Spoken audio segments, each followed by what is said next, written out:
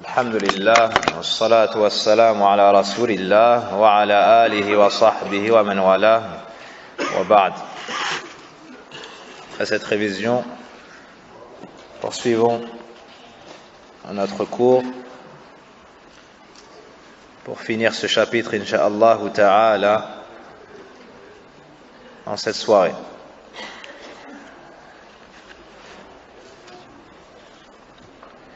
Min adab as-siyam. On avait cité ce point-là. Min adab as-siyam. Parmi les bons comportements à avoir durant ce siyam. Est-ce qu'on avait vu ce point-là? Ma'adhun. On avait vu ce point ou pas? Non? Idhan min adab as-siyam. Parmi les bons comportements durant ce siyam. Il y en a plein. J'en ai sélectionné quelques-uns. As-sakina wal-waqar. As-sakina wal-waqar. Le fait qu'on ressente sur la personne la quiétude, la sérénité et le bon comportement. Il ne doit pas avoir des comportements qui sortent de la droiture. لأنه في عبادة وقربة, car il est dans une adoration, il est proche d'Allah subhanahu wa ta'ala. Et lorsque la personne est dans l'adoration, son cœur s'apaise, donc ses membres s'humilient. Ses membres s'humilient et sa langue, pareillement. اختيار أطيب الكلام قال الله سبحانه وتعالى وقولوا للناس حسنا. Le fait de choisir de ses paroles les meilleures. Le fait de choisir parmi les paroles à dire les meilleures et de s'exprimer également de la meilleure façon. La personne, forcément, elle va parler. Donc il lui est demandé de dire du bien ou de se taire, comme a dit le prophète sallallahu alayhi wa sallam, Man kana yu'minu billahi wal yawmil akhir falyaqul khayran aw liyasmut. Celui qui croit en Allah et au jour dernier, qu'il dise du bien ou qu'il se taise. À plus forte raison durant le mois de Ramadan, à plus forte raison durant la journée de Ramadan. Il lui est demandé de choisir parmi ses paroles les meilleures, qu'il prononce parmi ses paroles le meilleur de ce qu'il a. Allah nous ordonne dans le Coran de dire aux gens le bien. Et dans un autre verset, il nous ordonne de choisir ou bien de dire le meilleur. Naam. Al-hilmu wal-ana. Al-hilmu wal-ana. Le fait d'être indulgent, de prendre du recul dans les affaires et de ne pas être colérique. Le fait d'être indulgent, de prendre du recul dans ses affaires et de ne pas être colérique.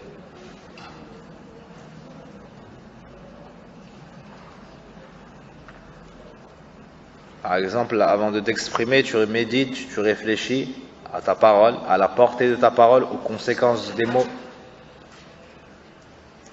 Naam. Et si une personne te manque de respect, tu ne lui réponds pas, tu prends du recul, tu médites sur la situation, sur ce que tu vas dire et les conséquences de tes mots.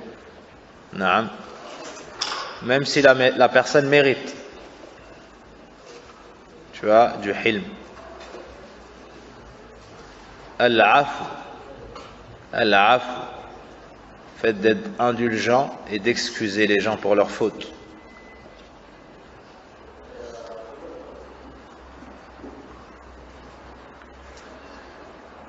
وها يوشك ينتصف الشهر ولقد علمتم الحديث إذا انتصف الشهر. نعم. ماذا أعد الله سبحانه وتعالى لعباده الذين لا يشركون به شيئا ولا يبغضون إخوانهم أو وما بينهم وبين إخوانهم شحناء. Et nous approchons, nous sommes à une nuit de la moitié du mois. Naam.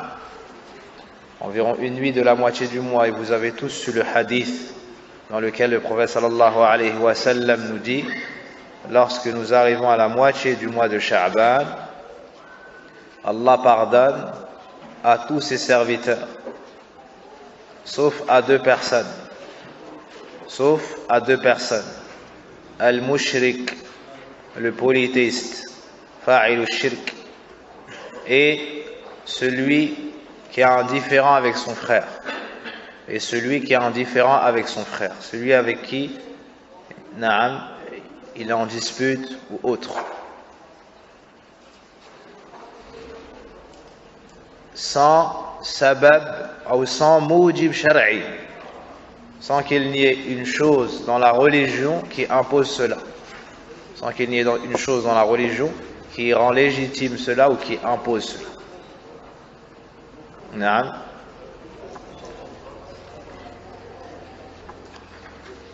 Al-mubghad shar'an yubghad taqarruban min Allah subhanahu wa ta'ala. فمن أحب لله وأبغض لله وأعطى لله ومنع لله فقد استكمل الإيمان كما قال النبي صلى الله عليه وسلم من حديث أبي أمامة الباهلي رضي الله عنه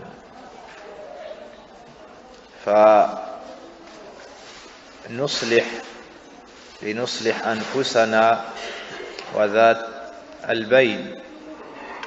Donc à l'approche de ce moment, il nous faut nous réformer nous et rétablir ce qui a pu être cassé ou coupé comme lien. Naam. Et la moitié du mois, c'était hier. La nuit, en parlant en nuit, et le jour, c'est aujourd'hui. Naam. Donc celui qui n'a pas fait cela pour la moitié du mois, qu'il le fasse pour Ramadan. Naam. Celui qui n'a pas fait cela pour la moitié du mois de Sha'ban, qu'il le fasse pour Ramadan. ولنا في رسولنا الكريم أسوة حسنة, et on a un parfait exemple à suivre, la personne du prophète sallallahu alayhi wa sallam, comme cela nous a été ordonné dans le Coran. Et c'est celui qui a excusé et pardonné ceux qui ont assassiné certains de ses compagnons, qui ont tenté de l'assassiner et qui l'ont contraint à quitter l'endroit de sa naissance et l'endroit qu'il aimait le plus au monde, qui ont menti sur lui et qui lui ont fait toutes sortes de choses au point de faire couler son noble sang, et j'en passe. Malgré cela, lorsqu'Allah Azza wa Jal lui a donné le dessus sur la Mecque et ses habitants, il les a excusés. Et cela a été une grande cause pour que bon nombre d'entre eux entrent dans l'islam. Donc ça, c'est le comportement du prophète sallallahu alayhi wa sallam envers ceux qui ont eu de l'inimitié pour lui, ses proches et ses compagnons, et ainsi de suite. فجدير بنا أن نعفو عن من أساء إلينا من المسلمين. Donc nous, en prenant exemple sur le prophète sallallahu alayhi wa sallam dans son comportement envers ces gens-là, comment est-ce qu'on ne va pas le suivre pour faire cela, mais envers les musulmans? وسبب الاختلاف غالبا يرجع إلى أمور دنيوية فانية ثانوية. Et en général, la cause des disputes, la cause des divisions et du mal qu'il y a entre ces deux personnes, c'est des choses qui ont rapport avec la dunya, c'est des choses qui ont rapport avec l'argent, c'est des choses qui ont rapport avec des choses qui n'ont pas beaucoup d'importance. et qui n'ont pas de valeur chez Allah subhanahu wa ta'ala. Wallahu musta'an.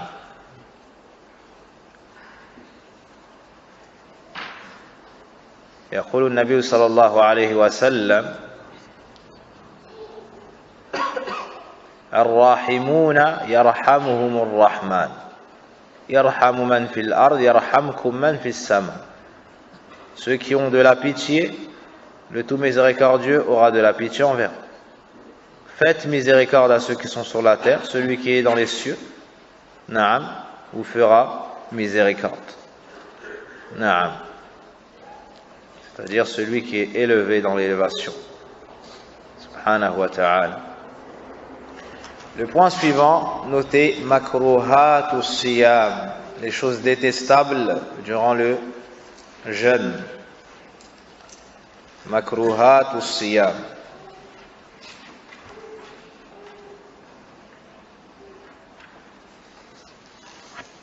Al-mubalaghatu fil istinshaq, le fait d'exagérer dans la prise de l'eau avec ses narines.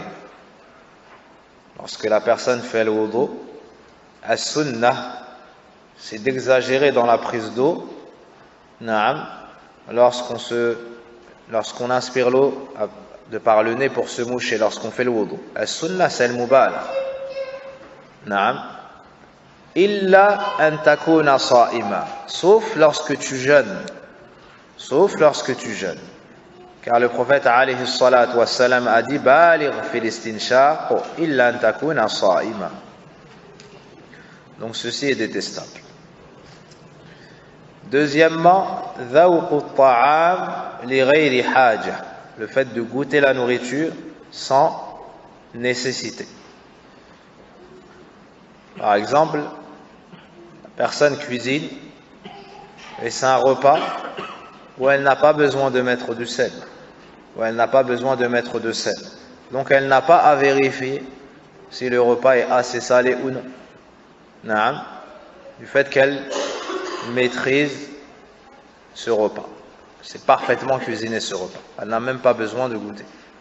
Dans ce cas-là, si la personne goûte, c'est makruh, c'est détestable. C'est détestable.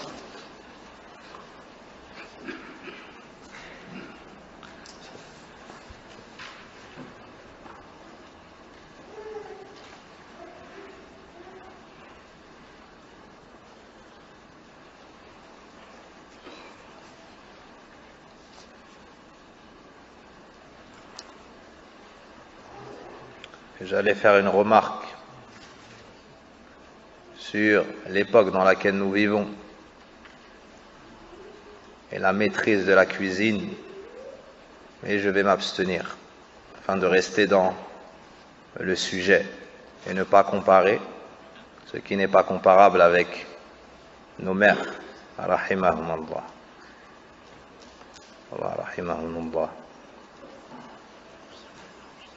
ثالثا القبلة إذا أثارت الشهوة. Troisièmement, parmi les choses détestables, le fait d'embrasser la femme si ceci peut développer ou si ceci développe le désir. Et ceci provoque et développe le désir. À ne pas confondre avec al-qubla liman yamlik nafsah, hada mubah wa dhaka makruh. Al-qubla idha atharati ash-shahwa. رابعا المباشرة إذا أثارت الشهوة. إذا أثارت الشهوة. C'est pas athar avec un mad, c'est atharat الشهوة. Le fait de toucher la femme si ceci provoque et développe le désir.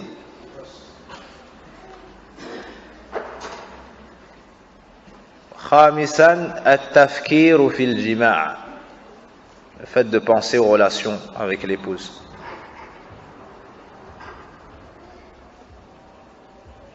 la personne en état de jeûne se doit de délaisser ce qui est en rapport avec sa shahwa.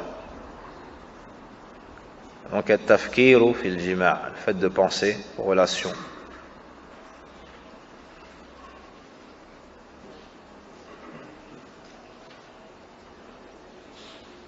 C'est-à-dire les relations sexuelles.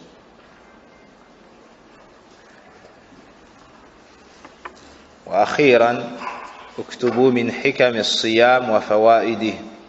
Et pour conclure, parmi les sagesses du jeûne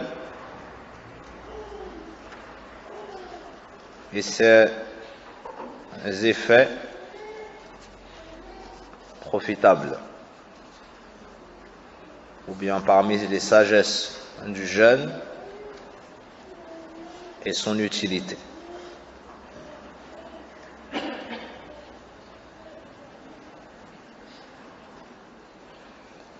قبل ذلك قال العلامة محمد بن صالح العثيمين رحمه الله تعالى من أسماء الله تعالى الحكيم ومن صفاته الحكمة فأفعال الله سبحانه وتعالى معللة فكل ما يفعله سبحانه وتعالى بحكمة بالغة جل وعلا. Allah tabaraka wa ta'ala a parmi ses noms Al-Hakim, qui signifie le sage. Il a donc comme attribut Al-Hikmah, entre autres Al-Hikmah, la sagesse. Donc tout ce qu'Allah subhanahu wa ta'ala fait, il le fait avec sagesse pour une sagesse. Alimahu man alimah wa jahilahu man jahilah. Il se peut que la sagesse d'une adoration légiférée te soit connue, et il se peut que tu l'ignores. Mais dans tous les cas, tu dois avoir la certitude que ce qui a été légiféré par Allah subhanahu wa ta'ala, ce qu'Allah fait, ce qu'il décrète, est fait avec sagesse. Wal hikmatu itqanul umur wa wad'uha fi mawadhi'iha. Al hikmah, c'est le fait de parfaire les choses et de les mettre où il le faut. فالصيام إذا تقرر ذلك فالصيام له حكم كثيرة. Après avoir compris cela, sachons donc que le jeûne renferme de nombreuses sagesses. Premièrement, الصيام عبادة يتقرب بها إلى ربنا سبحانه وتعالى. Premièrement, الصيام est une adoration. Donc, par celle-ci, nous nous rapprochons de notre Seigneur subhanahu bitarki mahboubatihi ou bitarki al-mahboubat al-majboula ala mahabbatiha min ta'amin wa sharabin wa nikah li shay'in ahab ila al-abd wa huwa Allah tabaraka wa ta'ala. Premièrement, le jeûne est une adoration par laquelle nous nous rapprochons de notre Seigneur. Durant le jeûne, la personne délaisse des choses qu'elle aime tout naturellement. Des choses qu'elle aime tout naturellement. Manger, boire, avoir des relations. Tout cela à la recherche de l'agrément d'Allah. Donc il délaisse ce qu'il aime naturellement, ce qui lui a été rendu aimé, tout naturellement. Il le délaisse. Pourquoi? Il le délaisse à la recherche de l'agrément d'Allah subhanahu wa ta'ala. Il le délaisse parce qu'il aime Allah plus que tout cela. فَيَتَبَيَّنُ بِذَلِكَ إِيثَارَ لِمَحْبُوبَاتِهِ أو لِمَحْبُوبَاتِ رَبِّهِ عَلَى مَحْبُوبَاتِ نَفْسِهِ. En faisant cela, nous apparaît clairement que ce serviteur-là a fait devancer ce qu'Allah aime sur ce que son nafs aime. Lorsque le serviteur jeûne, il préfère ce qu'Allah a aimé à ce que son nafs aime. C'est pour cela qu'il délaisse ce qu'il aime naturellement, comme nourriture, comme boisson, comme femme, pour Allah tabaraka wa ta'ala, car Allah a aimé as-siyam. وَلِدَارِ الْآخِرَةِ عَلَى دَارِ الدُّنْيَا. Il nous apparaît aussi d'une manière évidente qu'il a préféré, fait devancer l'au-delà sur ce bas monde. L'au-delà sur ce bas monde. Deuxièmement, sababun littaqwa. Le jeûne est une cause qui permet de devenir pieux, d'acquérir la piété. إذا قام الصائم بواجب الصيام. Ça c'est dans le cas où le jeûneur fait ce qu'il a à faire durant le jeûne. On ne parle pas de celui qui s'abstient juste de manger et de boire. Et ceci est le plus grand but recherché à travers le jeûne. لقول الله جل وعلا يا أيها الذين آمنوا كتب عليكم الصيام كما كتب على الذين من قبلكم لعلكم تتقون. Car Allah subhanahu wa ta'ala nous dit dans un verset dont la traduction est ô vous qui avez cru, il vous a été commandé le jeûne, tout comme ceci a été commandé à ceux qui étaient avant vous, afin que vous atteigniez la piété. Afin que vous atteigniez la piété. Donc le but du jeûne, le plus grand but du jeûne, Ibn Uthaymin rahimahullah ta'ala dit que c'est at-taqwa. Et ce que je vous cite ici, c'est un résumé de la mudhakkira du cheikh Muhammad ibn Abdul Wahhab al-Wasabi, Abu Ibrahim rahimahullah ta'ala, le savant du Yémen qui est décédé dernièrement.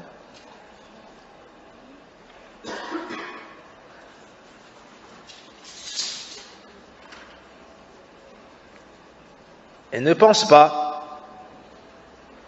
que le but du jeûne, c'est que tu souffres de par le délaissement de la nourriture toute la journée, par le délaissement de la boisson toute la journée, le délaissement des femmes toute la journée. Ceci n'est pas le but du jeûne. C'est pour cela que le prophète sallallahu alayhi wa sallam nous dit Man lam yada' qawl az-zur wal 'amal bih wal jahl falaysa lillahi hajah fi an yada'a ta'amahu wa sharabahu. C'est pour cela que le prophète sallallahu alayhi wa sallam nous dit celui qui ne délaisse pas qawl az-zur. Qawl az-zur kullu qawlin muharram, c'est-à-dire toute parole interdite. Wal 'amal bih. L'amala biz-zur kullu fi'lin muharram, c'est-à-dire toute action interdite. Wal jahl, al-jahl as-safah. Falaysa lillahi hajatun. Celui qui ne délaisse pas le haram, Allah n'a nul besoin qu'il délaisse sa boisson, sa nourriture et sa boisson. Rawahu al-Bukhari min hadith Abi Hurayra. C'est-à-dire que lorsque tu jeûnes, le but c'est la piété. Si tu ne délaisses pas le haram, c'est pas cela qu'Allah veut de toi dans ce siyam. C'est pas cela qu'Allah veut de toi dans ce siyam, que tu ne goûtes qu'à la faim et la soif. Donc, فليس المقصود تعذيب النفس أو الصائم بترك الأكل والنكاح. Donc le but n'est pas le fait de faire souffrir le jeûneur à travers le délaissement de la nourriture, la boisson et les relations conjugales. بل الصيام تربية النفس. Le jeûne, c'est une éducation, c'est une madrasa, c'est une école. Lorsque tu jeûnes, tu éduques ta personne. وتهذب أخلاقك. Et tu purifies tes comportements, ton caractère. En jeûnant, pendant un mois, tu t'es abstenu durant la journée Ramadan des choses qui sont licites à la base. Des choses qui te sont licites à la base. À la fin de Ramadan, tu as pris l'habitude et tu t'es rapproché d'Allah en délaissant des choses qui étaient licites à la base. Que dire alors des choses qui sont muharrama? Que dire alors des choses qui sont muharrama? Ainsi, tu atteins la piété. Ainsi, tu atteins la piété.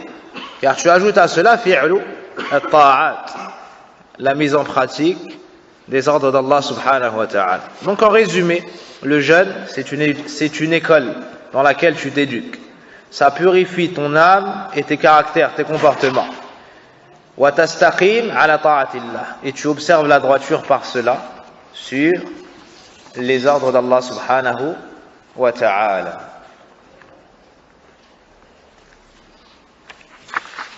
Ajoutez à cela Le troisième point,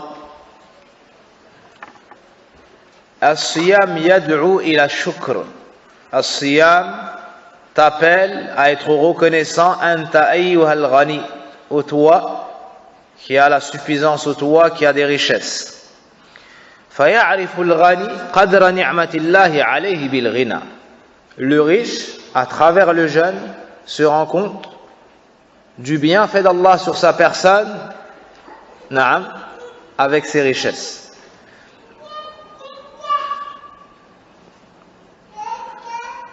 فيتذاكر إخوانه الفقراء ويرق قلبه فيساعدهم ببذل المال وبالصدقات وبالإحسان.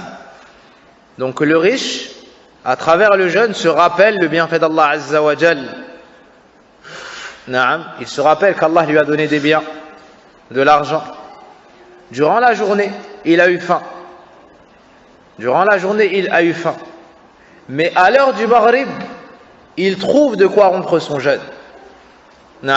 Il trouve de quoi rompre son jeûne et il reprend son train de vie. C'est alors qu'il se rappelle qu'il a des frères, qu'il a des sœurs qui, eux, toute l'année sont dans cet état. Subhanallah. Toute l'année sont dans cet état. Non pas du Fajr au Maghrib, mais c'est leur quotidien. Alors que lui, du Fajr au Maghrib, il a senti cette différence, il a pensé à eux. Mais il se rappelle, en plus de ça, de se souvenir d'eux, que ces gens-là, toute l'année, et non pas du Fajr au Maghrib, mais toute l'année, ils sont dans cet état. Ils ont faim, ils ont soif, et ils sont dans la difficulté. C'est alors que son cœur s'adoucit, et la dureté de son cœur, fond. Il penche donc vers ses frères, il aide ses frères avec la sadaqat, avec l'aumône, avec la bienfaisance. Et plus encore que cela, il cherche maintenant, il s'enquiert de l'état de ses frères et de ceux qui sont dans le besoin. Il demande, est-ce qu'un tel est dans le besoin? Et ça ne rentre pas dans le tajassus, ça ne rentre pas dans l'espionnage. C'est la personne qui cherche à voir est-ce que son frère est dans le besoin ou pas pour qu'il puisse l'aider, pour qu'il puisse lui donner. Contrairement à ce que font ceux qui n'ont pas été éduqués à travers le Coran et la Sunna. Ils demandent est-ce que tu as besoin? Ou bien ils demandent à telle personne est-ce qu'elle a besoin? Là, c'est pas comme ça. Si tu penses qu'elle a besoin, donne. Ne la réduis pas à demander. Ne la réduis pas à demander. Donne-lui, toi, avant. Si tu penses que la personne est dans le besoin. Et si elle n'est pas dans le besoin, ça sera un rappel pour elle, elle va en faire de même. Comme dans le hadith de la sadaqa, qui est venu dans la main du riche, qui est venu dans la main de la prostituée, qui est venu dans la main, et ainsi de suite. Donc ça pousse le riche à se rappeler les bienfaits d'Allah et à dépenser pour les pauvres. Quatrièmement, tamrinun ala dabti an-nafsi wa saytaratu alayha. أو السيطرة عليها حتى تمكن من قيادتها لما في خيرها. C'est un entraînement. Le jeûne est un entraînement sur la maîtrise de soi. Le jeûne t'entraîne à maîtriser ton nafs, à ne pas la laisser assouvir tous ses désirs d'une manière animale. Ça t'entraîne à maîtriser ta personne, ton nafs, ton âme. Ainsi, tu la maîtrises. En jeûnant, ça t'éduque, ça t'entraîne jusqu'à arriver à maîtriser ton âme et la guider vers son bonheur, son réel bonheur. Ce dans quoi il y aura la satisfaction d'Allah et la félicité dans les deux mondes.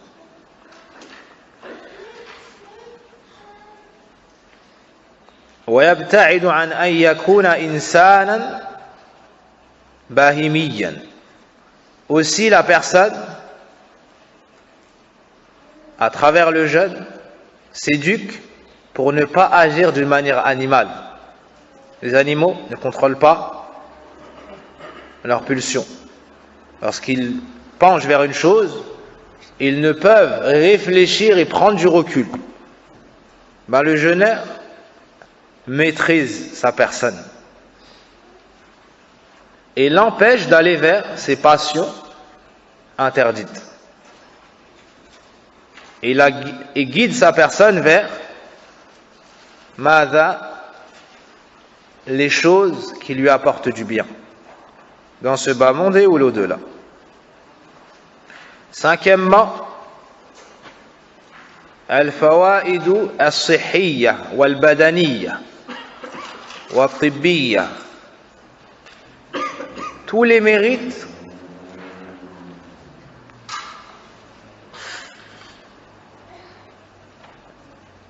relatifs à la santé. Tous les mérites relatifs à la santé.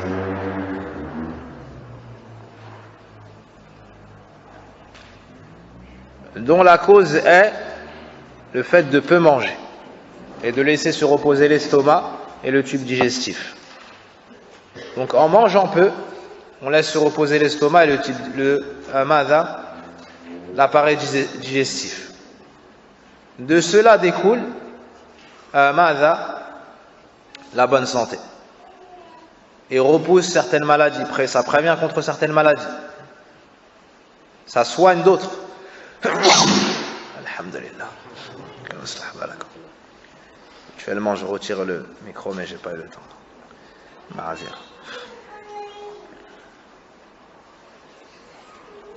Et même les médecins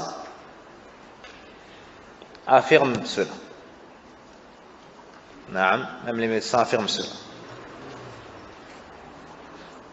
Ils disent désormais que c'est recommandé dans le domaine de la médecine de jeûner certains jours par mois. C'est recommandé dans le domaine de la médecine de jeûner certains jours par mois, comme m'a fait profiter de cette faïda un des frères qui assiste au cours, un frère biologiste, waffaqahullah. Naam.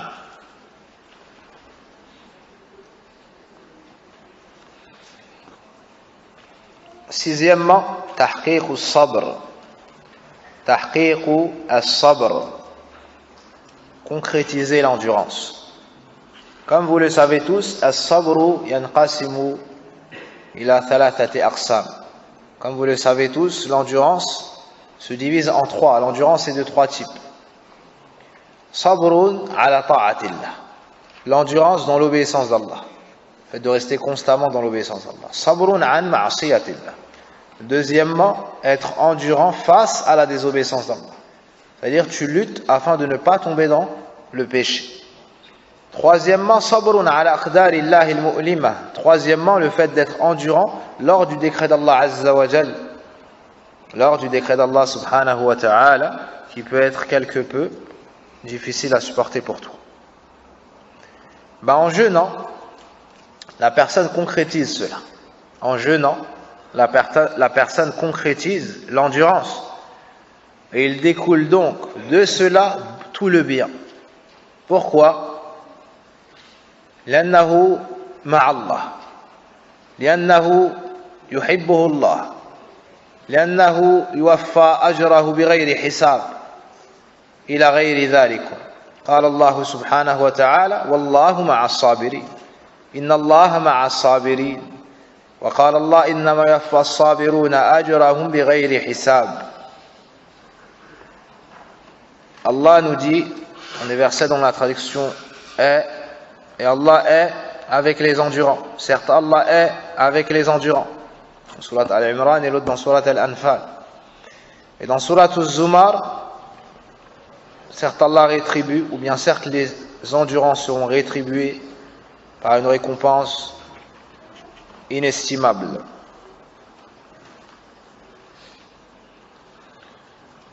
Septièmement, بالصيام تنكسر النفس وتخضع للحق وتهذب من كبريائها وتتواضع للخلق. Avec le jeûne, tu vas fragmenter ton âme, l'humilier, la rabaisser, Tu vas lui apprendre à se soumettre devant la vérité. Tu vas la purifier de tout orgueil et amour de l'élévation. Avec le jeûne, tu vas apprendre l'humilité et à être humble devant les serviteurs d'Allah subhanahu wa ta'ala. Donc tu vas rabaisser ton âme, lui apprendre à se soumettre devant la vérité. Tu vas la dépouiller de son orgueil et de l'amour de l'élévation. Et tu vas lui faire aimer l'humilité devant les serviteurs d'Allah subhanahu wa ta'ala. Certains ont dit que celui qui mange jusqu'à satiété, yashba', et qui a des rapports avec les femmes, et qui a de l'argent,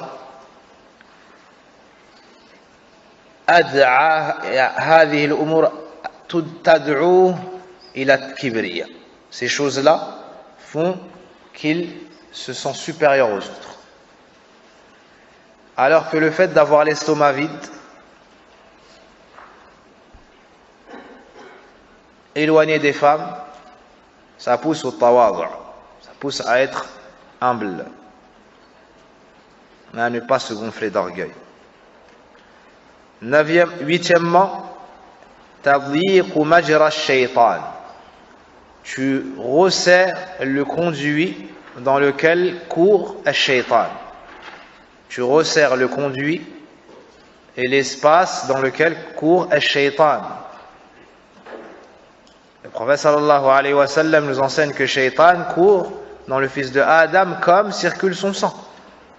En jeûnant, tu resserres ces conduits-là.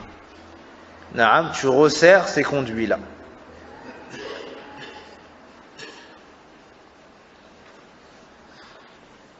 Neuvièmement, as-sawmu junnah.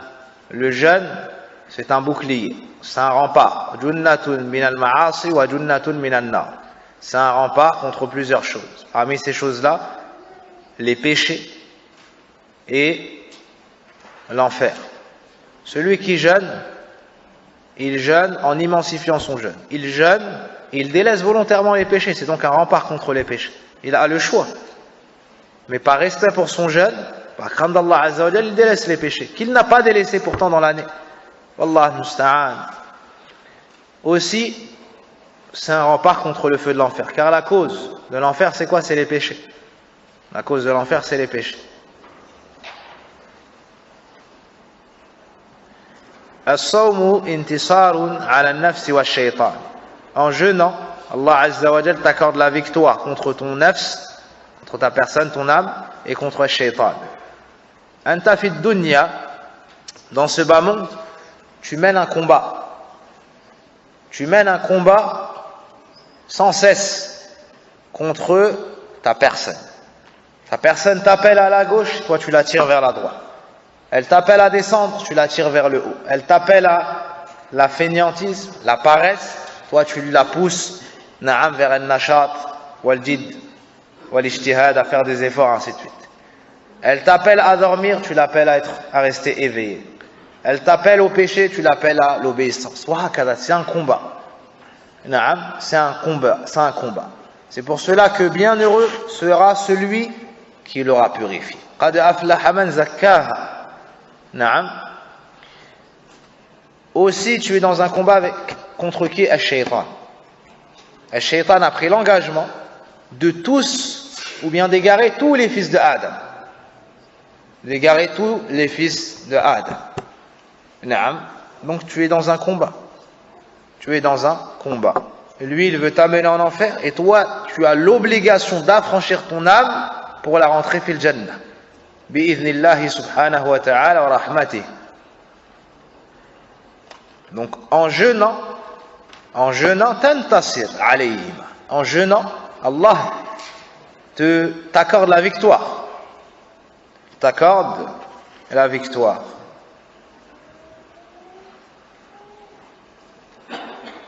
صوم رمضان يعلم المسلم الالتزام بالمواعيد le jeûne de Ramadan inculque aux musulmans l'observation et le respect des rendez-vous. Le respect des rendez-vous. Avant Ramadan, que faisait le prophète sallallahu alayhi wa sallam?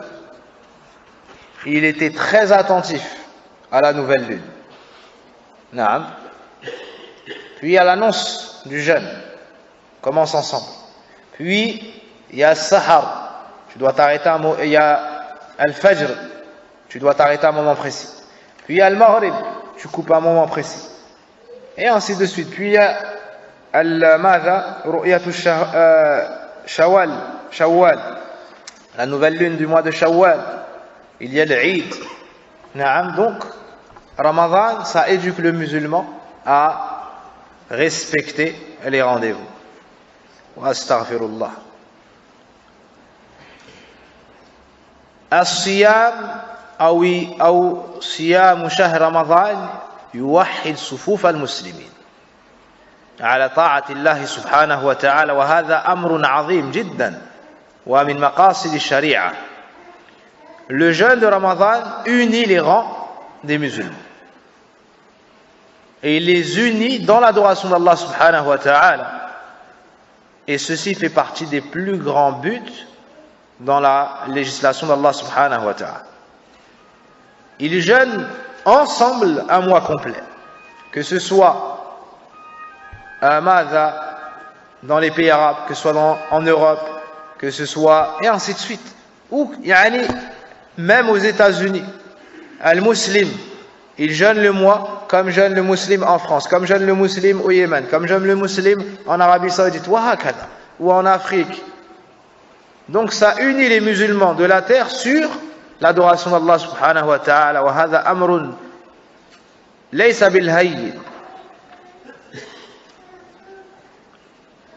Donc durant un mois complet, les musulmans sont unis. Ils sont unis dans la surveillance de l'entrée du nouveau mois, puis dans le commencement du jeûne, puis dans la fin du jeûne, puis dans la fin du jeûne. Aussi, les musulmans des différentes villes sont unis pour Salat al-Tarawih. Et à une plus grande échelle ensuite pour l'Eid.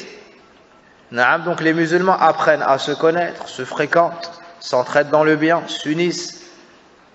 Et ça, c'est un grand but dans le din. C'est un grand but dans le din.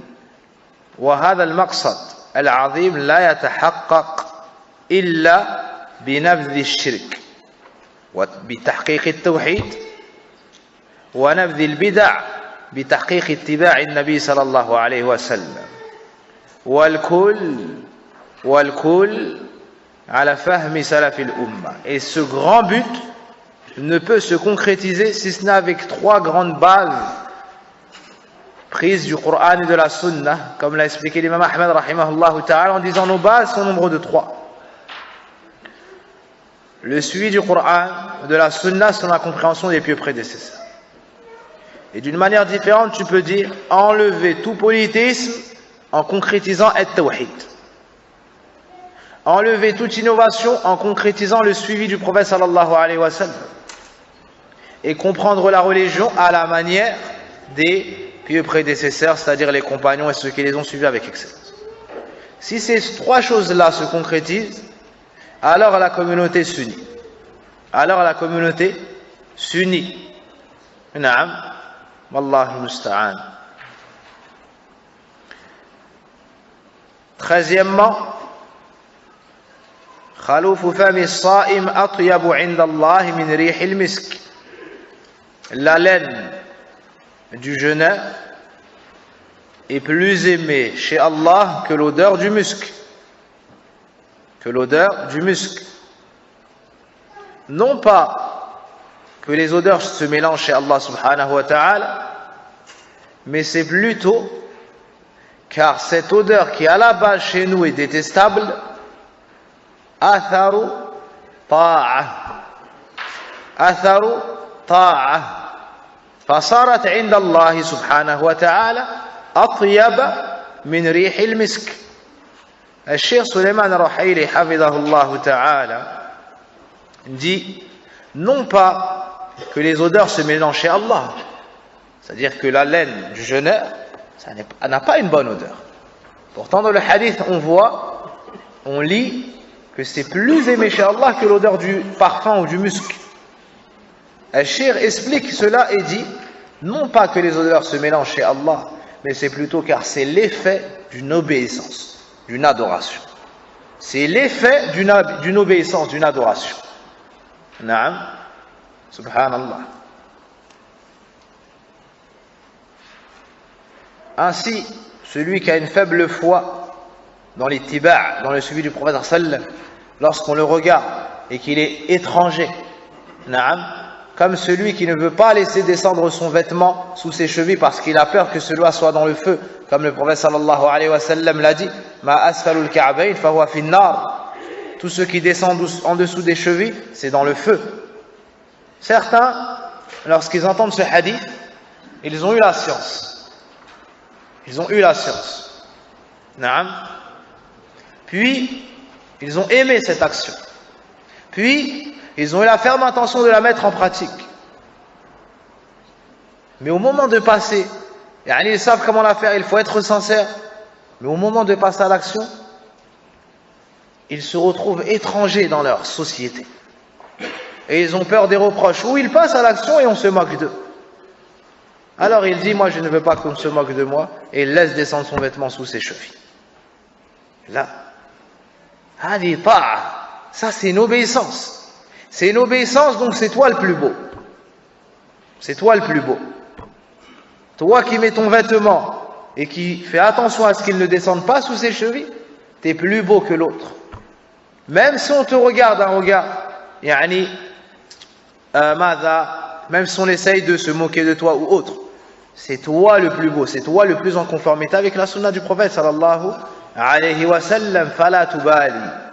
Alors ne prête n'accorde aucune importance à ces remarques et ces regards, qui pour beaucoup sont des regards d'ignorants. Naam. Et suis le prophète sallallahu alayhi wa sallam dans cela.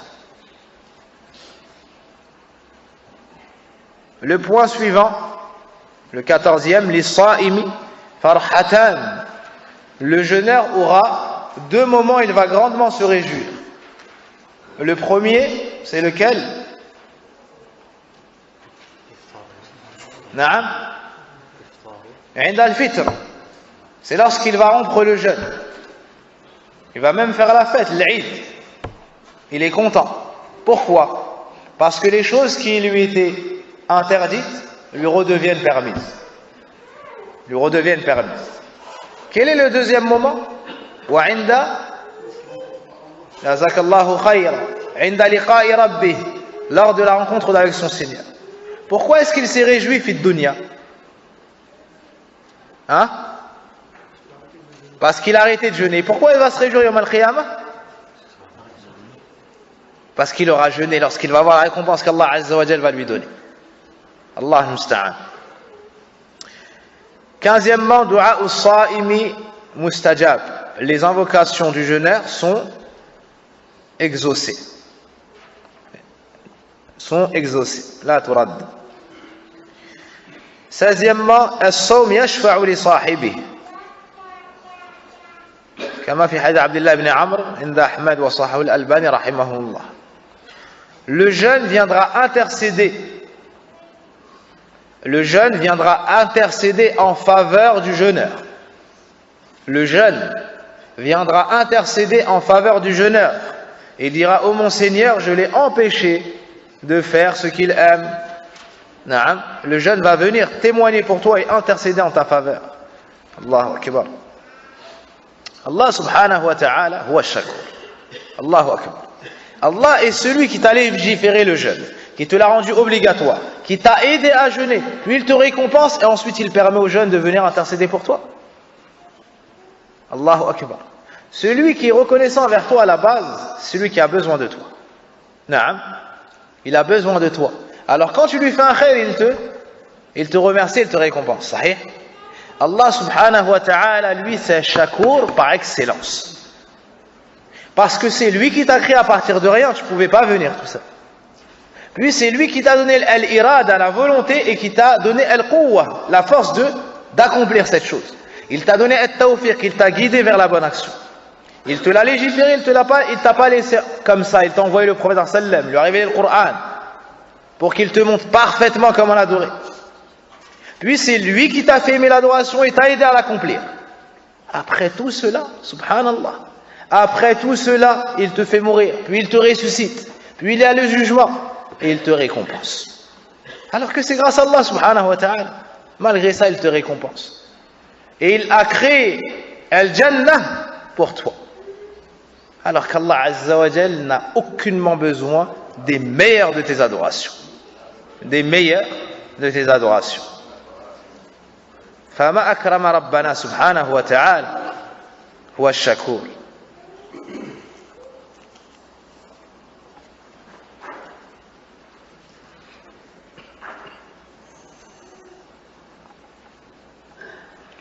Le 17e point, الصوم سبب العفة لمن لم يقدر على الزواج. Le jeûne est une cause de chasteté pour celui qui n'arrive pas ou qui n'a pas la capacité de se marier. Comme a dit le prophète sallallahu alayhi wa sallam, يا معشر الشباب من استطاع منكم الباءة فليتزوج فإنه غض للبصر وأحسن للفرج ومن لم يستطع فعليه بالصوم فإنه له وجاء. Le prophète sallallahu alayhi wa sallam nous dit, ô vous les jeunes, celui qui a la capacité de se marier, qu'il le fasse, car cela sera plus prompt à ce qu'il baisse son regard et préserve son sexe, et celui qui n'en a pas la capacité, qu'il jeûne, car cela sera pour lui une protection. 18e, يدافع الصوم عن صاحبه في القبر. Le jeûne viendra défendre le jeûneur dans sa tombe. كما عند ابن حبان من حديث أبي هريرة رضي الله عنه. Le 19e point, صوم رمضان مكفر للذنوب. Le jeûne du mois de Ramadan est une cause par laquelle Allah Azza wa Jal efface les péchés. كما في الحديث ورمضان إلى رمضان مكفرات ما بينهن إذا اجتنبت الكبائر. Le prophète sallallahu alayhi wa sallam nous dit que le jeûne, ou bien du mois de Ramadan jusqu'au mois de Ramadan de l'année suivante, et avant cela il a cité la prière et d'autres adorations, puis il finit par le jeûne, donc du Ramadan de cette année-là jusqu'au Ramadan de l'année suivante, on te pardonne les péchés qui sont entre les deux. Les péchés qui sont entre les deux, à condition que la personne s'éloigne des grands péchés. وقال النبي صلى الله عليه وسلم من صام رمضان إيمانا واحتسابا غفر له ما تقدم من ذنبه. Le prophète sallallahu alayhi wa sallam nous dit aussi, celui qui jeûne le mois de Ramadan avec foi et espoir se verra pardonner ses péchés passés. Avec foi, c'est-à-dire quant à son caractère légiféré obligatoire, espoir, c'est-à-dire quant à dans la récompense la récompense d'Allah subhanahu wa ta'ala. Ceci sera une cause pour qu'Allah te pardonne tes péchés passés. 20e, as-sawm sababun lidukhul al-jannah. Le jeûne est une cause pour entrer au paradis. Le jeûne est une cause pour entrer au paradis. Il y a même une porte par laquelle seuls les jeûneurs pourront y entrer. Comment se nomme-t-elle? Ar-Rayyan. Ar-Rayyan. Combien y a-t-il de portes fil Jannah? Il y en a 8. Et combien de portes l'enfer a? J'ai pas fini ma question. Comment tu as pu lever la main avant? Tu savais ma question? Tu étais motivé pour répondre. Jazakallah khair. L'enfer a combien de portes? 7. Quelle est la preuve de cela?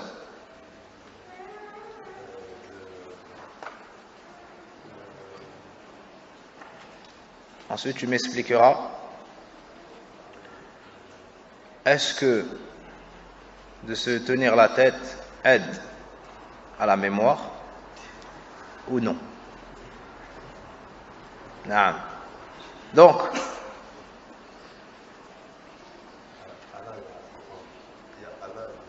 Allah subhanahu wa ta'ala nous dit cela dans le Coran. Tu as raison. Dans quel endroit du Coran? Dans Surat al-Hijr. Et quel est ce verset? Laha sab'atu abwab. Allah subhanahu wa ta'ala nous dit qu'elle a 7 portes. Naam. Et quelle est la preuve que le paradis a 8 portes? Hein? Il y a un hadith du prophète sallam qui dit ça.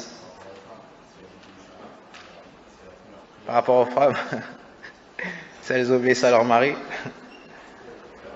elles prient d'abord leurs 5 prières. Elles jeûnent d'abord le Ramadan. Elles préservent leur partie. Et elles obéissent à leur mari. Il leur sera dit, entrez au paradis par la porte que vous voulez. Ça veut dire que le paradis a des portes. Mais 8 portes. Naam. Allahumma barik. C'est lui qui fait ses ablutions. Naam. Et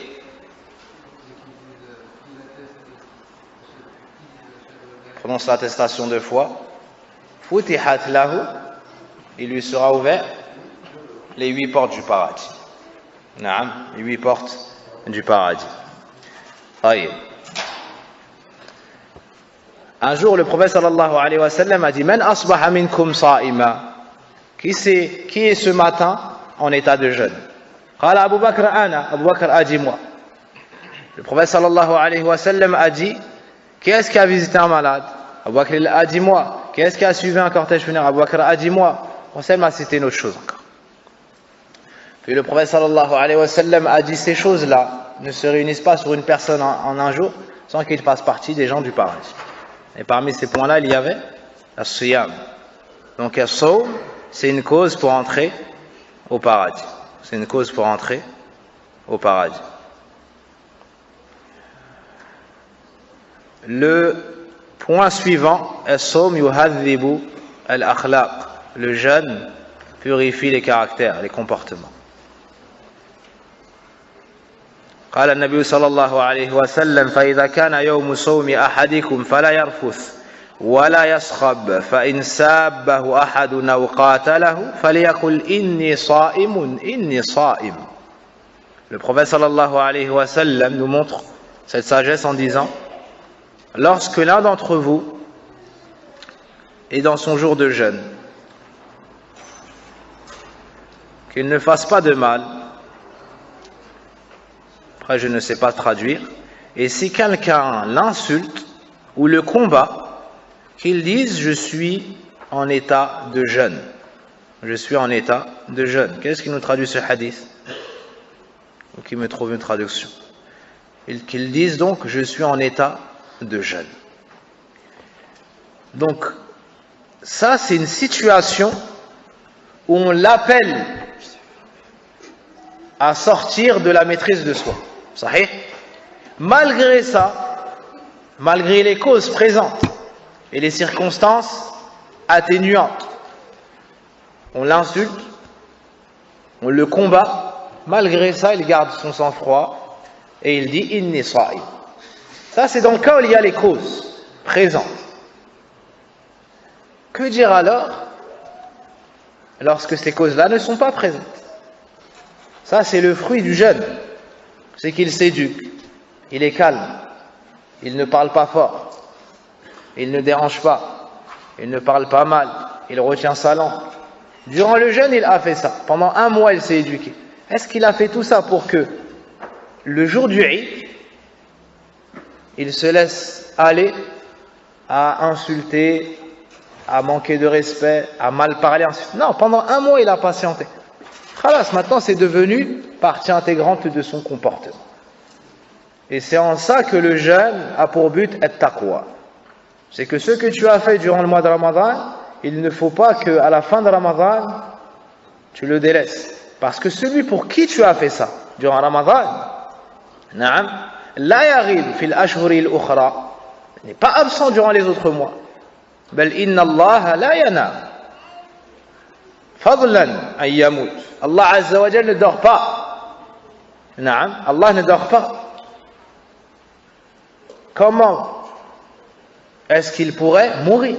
Allah c'est Al-Hayy, Al-Qayyum, Al-Alim, Al-Sami', Al-Basir. Tous ces noms-là te poussent à la constance dans l'adoration.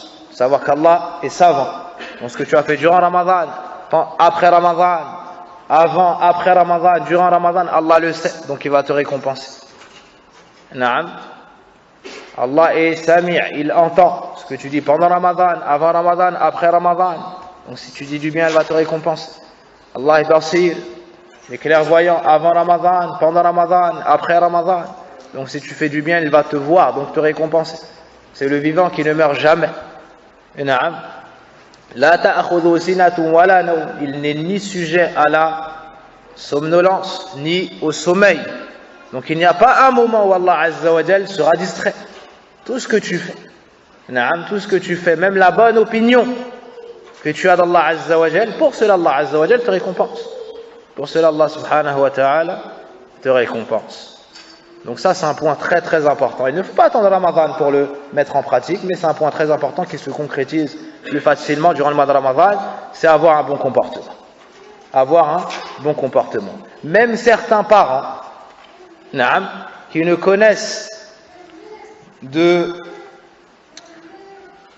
comme moyen de punition pour les enfants que la main ou la ceinture, durant le mois de Ramadan, ils délaissent la main et la ceinture. Bien que ce ne soit pas une éducation, à chaque fois qu'il fait une faute, tu le frappes. Il ne fait plus de différence au final l'enfant. Naam. Il attend juste que tu le frappes pour repartir faire une autre bêtise. De toute façon, il sait que tu vas le frapper. Naam. Il se dit tu vas le voir 3 fois sur 10. 3 fois il se fait frapper, il dit 7 fois il a pris son plaisir. C'est pas une éducation. Naam. C'est pas une éducation. Dès qu'il fait une faute, tu le frappes. Il fait une faute, tu le frappes. Pour un petit truc, tu le frappes. Pour un grand truc, tu le frappes. Pour rien aussi, tu le frappes au final. Naam. Là. Ben même ceux qui ont ce mauvais comportement, durant le mois de Ramadan, ils ont plus de hilm. Ils sont plus indulgents. Et ils patientent plus. Naam. Ça c'est min barakati as-sawm. Tout cela fait partie de la bénédiction du jeûne. Bien que cela, comme je dis et je répète, n'est pas une éducation. Et Inch'Allah ta'ala, très prochainement, il y aura une conférence sur l'éducation des enfants. Très prochainement, Inch'Allah ta'ala, il y aura une conférence sur l'éducation des enfants. Le dernier point, numéro 22, Allahu a'lam. As-sawmu yu'allimu az-zuhd. يعلم الناس الزهد في الدنيا والإقبال والرغبة في الآخرة. Le jeûne enseigne aux gens l'ascétisme, enseigne aux gens le fait de se détourner de ce bas monde. Naam. Et de prendre de ce bas monde que ce qui sera profitable dans l'au-delà.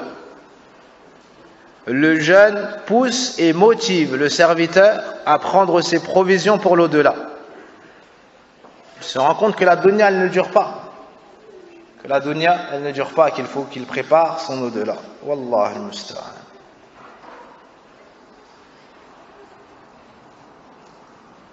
Celui qui jeûne, yuqallil min maladhat ad-dunya. Celui qui jeûne, il touche moins au plaisir de ce bas monde, du fajr au maghrib. Donc il s'éduque sur le zuhd. Donc il s'éduque sur le zuhd, à délaisser volontairement des choses de la dunya qui ne lui rapportent pas de bien dans l'au-delà. Et vu qu'il n'est plus autant occupé par sa dunya, qu'est-ce qu'il fait? Il prépare son au-delà. Il prépare son au-delà. C'est ainsi que le jeûne éduque la personne dans zuhd et donc le délaissement de la dunya, il éduque dans le fait de se préparer pour son au-delà. Ma ma'na az-zuhd? Ma ta'rifu az-zuhd? Quelle est la définition du mot az-zuhd? L'ascétisme. Hein? قال ابن تيمية رحمه الله تعالى أحسن ما قيل في الزهد تركك من الدنيا ما لا ينفعك في الآخرة. الزهد, c'est le fait de délaisser de la dunya ce qui ne te sera pas utile dans l'au-delà. C'est la meilleure définition. C'est le fait de délaisser de la dunya ce qui ne te sera pas utile dans l'au-delà. Naam. Toi, tu as une belle voiture. D'avoir une belle voiture, tu es à l'aise pour aller au masjid tous les jours. Et quand il y a des séminaires, tu te déplaces. Naam. Et quand tes parents ont un besoin, tu les prends en voiture et tu les emmènes. De délaisser cette voiture, est-ce que c'est du zuhd? C'est une belle voiture, c'est une belle voiture. On va pas dire de marque pour pas peiner certains et réjouir d'autres. C'est pas du zuhd. Même si c'est une voiture à 10 000 euros, c'est pas du zuhd. Naam. Parce que à travers cette chose-là, naam, il y a du nafa' pour son au-delà. Il y a du nafa' pour son au-delà. Az-zuhd tarkuka min ad-dunya ma la yanfa'uka fil akhirah. Az-zuhd, c'est de délaisser des choses de dunya qui ne te sont d'aucune utilité dans l'au-delà. Donc tu comprends qu'az-zuhd c'est nisbi, c'est relatif. C'est relatif. Pour lui, de délaisser cette chose, c'est du zuhd. Pour lui, c'est pas du zuhd. Naam. Par exemple, quelqu'un dort sur un matelas moelleux et de grande marque et ainsi de suite. Il est à l'aise. Et l'autre dort par terre, sur une couverture. De délaisser ce matelas, c'est du zuhd ou pas? Toi, tu dis non? Oui? ايش الجواب؟ في تفصيل, ça dépend. Lui, de dormir sur ce matelas, ça lui préserve des douleurs du dos et ça l'aide à se lever plus facilement pour salat. Naam. De délaisser ce matelas, c'est pas du zuhd pour lui. L'autre, de dormir dans ce matelas, on dirait qu'il tombe dans le coma quand il dort. Naam. Il peut plus se lever, il est trop pas à l'aise. Naam, il n'arrive plus à se lever. Donc, il ne veut pas se lever pour s'occuper de ses parents, il ne veut pas se lever pour visiter ses proches, il ne veut pas se lever pour salat, il ne veut pas se lever pour... et ainsi de suite. Naam. Pour lui, c'est un mal. Pour lui, c'est un mal. Donc, c'est relatif. C'est relatif. وبهذا ننتهي مما يسر الله سبحانه وتعالى من أحكام الصيام والحمد لله الذي بنعمته تتم الصالحات. Et c'est ainsi qu'Allah subhanahu wa ta'ala nous a facilité l'étude de certaines règles relatives aux jeunes et aux jeunes du mois de Ramadan. Et on remercie Allah subhanahu wa ta'ala, celui qui nous a permis d'acquérir ces quelques connaissances. Et c'est à lui qu'on demande de nous permettre d'appliquer notre science, puis de la propager. Wallahu a'lam. Wa sallillahumma wa barik ala nabiyyina Muhammadin wa ala alihi wa sahbihi ajma'in. اللهم اغفر لنا ذنوبنا وكفر عنا سيئاتنا وتوفنا مع الأبرار. ربنا آتنا في الدنيا حسنة وفي الآخرة حسنة وقنا عذاب النار. اللهم إنا نسألك الهدى والتقى والعفاف والغنى. اللهم اغفر لأمي ووسع قبرها ونور قبرها وارفع درجاتها في الجنة. اللهم اغفر لنا ولوالدينا. اللهم اغفر لنا ولوالدينا. اللهم اغفر لنا ولوالدينا وللمؤمنين والمؤمنات الأحياء منهم والأموات. اللهم اشف مرضانا ومرضى المسلمين. اللهم اشف مرضانا ومرضى المسلمين. اللهم اشف مرضانا ومرضى المسلمين. اللهم اصلح أولادنا. اللهم اصلح أولادنا. اللهم اصلح أولادنا. سبحانك اللهم وبحمدك أشهد أن لا إله إلا أنت أستغفرك وأتوب إليك.